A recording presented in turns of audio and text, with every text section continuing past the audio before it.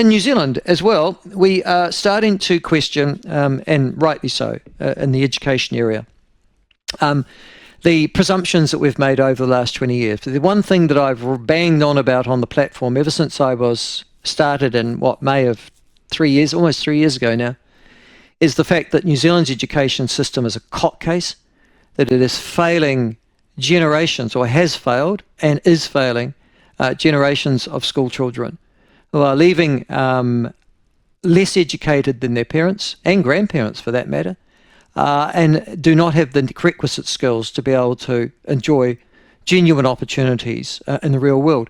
And for many of those generations, the damage will be forever, because those children weren't sufficiently educated, unlike many of their international peers.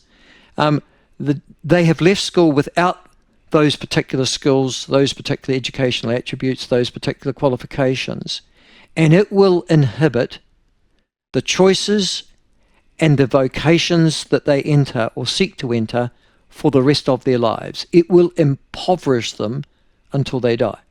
Now and no one's being held accountable for it, I have to say. We've been watching, certainly via not just international standards, but also our own. Large numbers of kids fail to have basic literacy and numeracy standards, and we've talked about that on the show on a number of occasions. But there is now structured literacy and numeracy, which will accompany many of the kids that are going to school. The fortunate generation, those who are entering, I guess, year 1 this year of primary schools, who will go through a structured literacy program that will aim to certainly improve their reading and writing, but also, it has to be said, their numeracy skills as well. For those of you who are older, and I'm thinking specifically of me, structured literacy is how I learned, essentially. It is a return in many ways to what or how we learned to spell, to work out what words meant, to become literate, and at one stage to be, I think, the second best or most literate community in the world. We used to boast about it in New Zealand, not anymore. Anyhow, to talk to us about this is Dr Helen Walls, a professional in the area, it has to be said, of writing, the teaching of writing, of structured literacy, of school-wide data analysis. She is very much at the top of her game. A Doctor of Education from the Victoria University of Wellington, 18 years experience of working in schools, and she joins us now to take us through what all this means and how it works. Helen, welcome to the show. Lovely to have you on this afternoon. Oh, thank you, Michael. Lovely to be here. Listen, you're a Doctor of Education. You got a Diploma of Teaching. You did your BA, I see how you do. You did a music degree as well. Of course you did. You went to Victoria. You did your DipT. Did you go teaching straight after that? Or did you go into the academic area? No, I went teaching straight away. I was very lucky. I got my DipT from the New Zealand Graduate School of Education in Christchurch. That was a wonderful preparation for the job. It's a school-based program, lots and lots of time in classrooms. And so, yeah, after finishing my diploma, I actually moved to my first teaching job was in Nuhaka School in Wairoa, and I yes, I know. I come from Wairoa. Oh, yes, I think I knew that, Michael. Yes, and yeah, since then, from that time, I taught in Wairoa, then Wellington, briefly in London, and then the last 12 years were spent in Porirua. And I finished in the classroom about 4 years ago, so I'm still really quite fresh. All right, now you're a bit of an expert, it has to be said, in this area of structured literacy. When I looked at what structured literacy was in practice, I thought, oh God, that's exactly what I did. And my primary school years, this dates me, but they were in the 1960s. And I learned to read pretty much and spell these ways. Is it a return to that particular time, or is it a bit more sophisticated than that? I don't know how close it will be to what you experienced, Michael, but I think it would be pretty similar. It's really about, respecting human memory systems and really knowing about the science of learning and how we do learn to read and write. So it's about carefully assessing children to know what they can do already and what they need to learn next.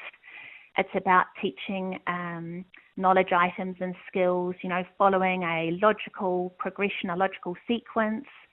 It's about providing explicit instruction, not just discovery style learning, not leaving things to chance, but being very explicit, talking to students about what they're learning to do, demonstrating for them, and then giving them lots of opportunities for practice and closely monitoring, their progress, giving them immediate feedback whenever possible, and just keeping our eye on the prize, knowing what to teach, in what order, and thinking hard about how we learn, really respecting working memory limitations. That's very key because working memory is the part of the memory system used in all new learning, and it is highly limited in its capacity. So we really need to be selective about what we're teaching, and we need to know about, what is the order in which I should teach these items. So, structured literacy teachers are, for example, teaching children about the short A sound A, how it can be represented with an A before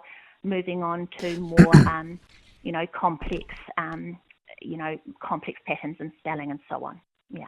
Well, let's go through that because what are we talking about? So let's demonstrate this to our listeners. Let's go structured literacy and how it really works in practice. One of the first issues is phonics instruction, which I think you've just talked about now, which is that every letter in the alphabet has, I learned A, B, K, D, and then I learned A, B, C, D. And if I couldn't work out a word, I would just simply go cat. Yes. Is that what is that part of the structured literacy program? Yeah, that's the kind of teaching we'd start with. The single letter sounds for the short vowels, so o, a, and single consonants as well. The t and this represented with a single t or a single s, or the m represented with a single m.